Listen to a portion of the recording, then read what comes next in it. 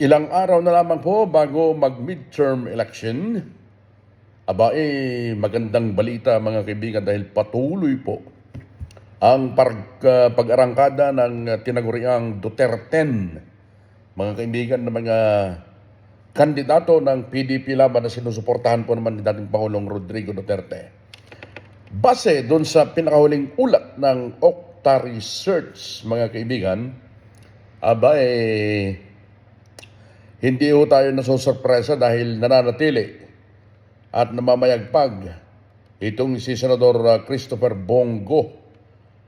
Nakuha niya ang unang solong pwesto sa April 2025 na Stratbase SWS Senatorial Survey at napanatili ang pangunguna sa pinakabagong resulta ng Okta Research, mga kaibigan.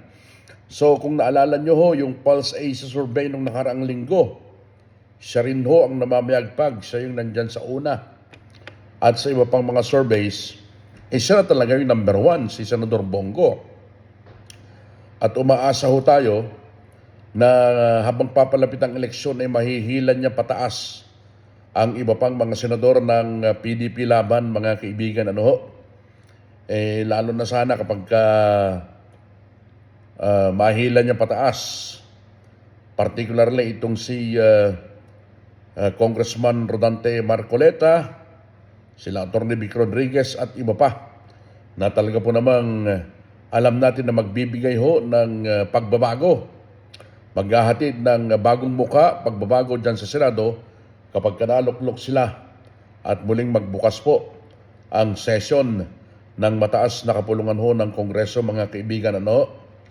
At bukod po dito ay lumalaki at lumalakas din ang suporta ng publiko sa Duterte slate na ini-endorso ni dating Pangulong Rodrigo Duterte para sa election 2025, mga kaibigan. Batay rin sa survey po ng SWS mula April 11 hanggang 15, nakakuha itong si Senator Go ng 45%, mga kaibigan.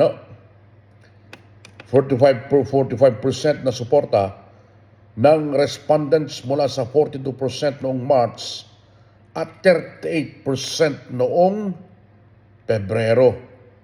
So ang laki ho ng pag-angat ng bilang ni Senador Bongo, mga kaibigan. At sa April na tugon ng masa survey ng Okta, muling nanguna itong si Senador Bongo sa 64.2% mula po naman sa 58% noong buwan po ng Enero. Kung magtuloy-tuloy po ang trajectory na ito ni Senador Bongo, dahil halos lahat po ng mga survey companies, siya na po yung nangunguna, mga kaibigan.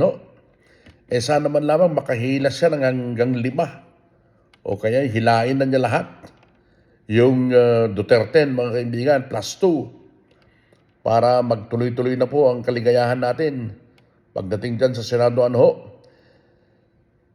Ang pataas na trajectory na ito ay nagpapatuloy lamang sa posisyon, mga kaibigan, ni Senador Bongo bilang pinapaborang kandidato sa mga pangunahing survey.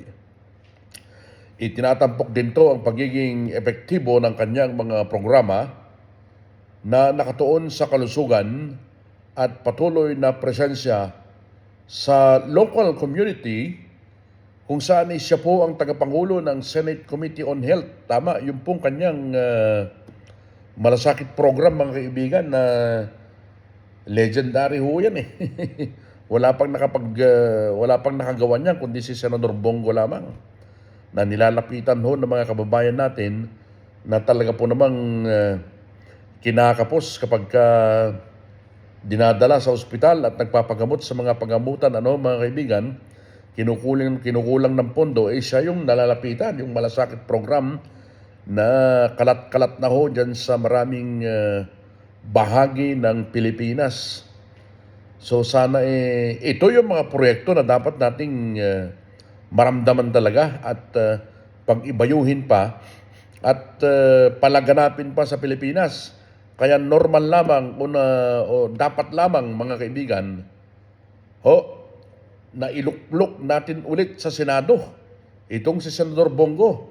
Dahil itong mga proyektong ganito na sinisimulan niya, dapat palaganapin pa dahil ito talaga yung nakakatulong sa taong bayan.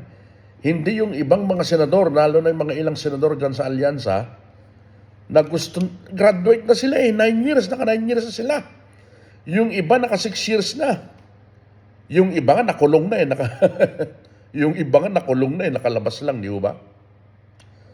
Yung iba sangkot sa multimilyon na mga PDAP scam. Hindi ko babanggitin yung mga pangalan, no? Alam nyo, kilala nyo yung mga yan. Graduate na sila dyan sa Senado.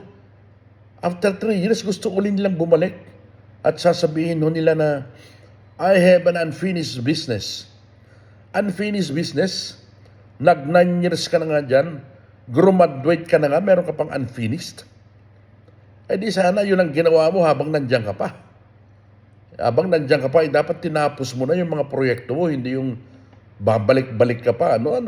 Nakakapagduda tuloy ang intensyon mo na babalik ka pa dyan sa Senado. Graduate ka na nga, di ba? Tapos na yung termino mo. Ay nako, sa ano pang bagong i-introduce mo? Dapat mga bagong mukha ang ilagay ho natin dyan sa Senado, mga kaibigan. Ipagpatuloy ang nasimulan ni Senador Bongo, kaya't iluklok natin, kaya nagna-number 1 siya ngayon. Yung mga pagbabagong nais po na ipatupad ni Congressman Rodante Marcoleta na isa sa mga pinakamagaling na mambabatas natin, at siyempre maging isa siya sa mga pinakamagaling na senador kapag nabigyan siya ng pagkakataon at iniluklok po natin siya, mga kaibigan. Kaya sa mga nakikinig at nanonood po ngayon, huwag natin kalilimutan. Piliin natin yung mga magagaling at masisipag na mga senador. Hindi yung pabalik-balik lamang at graduate lang gusto pang bumalik. Tama na yun. Bago naman ang piliin natin, mga kaibigan, itinatampok din ito ang pagiging epektibo ng kanyang mga programa na nakatuon sa kalusugan at patuloy na presensya sa local community bilang tagapangulo ng Senate Committee, mga kaibigan, on Senate Committee on Health, itong si Senador Bongo, tama? Sa parehong mga survey pa rin, mga kaibigan, sa parehong survey pa rin, kay Senator Bongo, patuloy ho ang pagtaas, pagpaimbulog ng kanya pong bilang ng kanya mga boto. At isa pang nais ko pong ihatid sa inyo, mga kaibigan, sabi ho ng isang political analyst, yun daw pong kalidad ng Senate bets, yung kalidad ng mga kumakandidato sa Senado, dumaus-dus daw. Yung mga kalidad ng mga kandidato para sa 2025 ay dumaus-dos, ibig sabihin bumagsak, bumaba. Ano kayang panuntunan nito? Mga kaibigan, dumaus-dos daw ang kalidad at karakter ng mga kandidato sa pagkasenador sa May 12 midterm elections. Sinabi nitong si political analyst Ed Naco, na dati ring dean ng UP National College of Public Administration and Governance, na sa ilalim po ng 1987 Constitution, ang mga kandidato sa pagkasenador ay dapat na isang natural-born Filipino citizens na sa 35 years, literate at rehistradong botante, mga kaibigan. Inaasahan din niya na ang mga ito ay magtataglayan ng espesyalisasyon dahil ang posisyong kanilang hinahangad ay tatalakay sa mga komplikadong issues sa national at international levels. Ayun nga, si Congressman Marcoleta, kahit anong issue po yan, abogado rin kasi siya at eksperyensado na mambabatas, matagal na naging mambabatas dyan sa mababang kapulungan ng Kongreso, itong si Congressman Marcoleta, alam na alam ho niya ang lahat ng usapin, ano man ho ang itanong nyo sa kanya, talagang kalidad ho yung kanyang isasagot sa inyo. Sana po hindi tayo magkamali ng iboboto. Alam niyo naman na ang records ng mga yan, mas mainam hong makakita ho tayo ng mga bagong mababatas dyan sa Senado matapos po naman ang eleksyon ngayong buwan. Sa mga hindi pa po nakakapag-subscribe sa atin po namang Kape at Balita sa Radyo Pilipino UK, kahit isang subscription lamang po, maligaya na tayo. God bless you all mga kaibigan. Bye for now.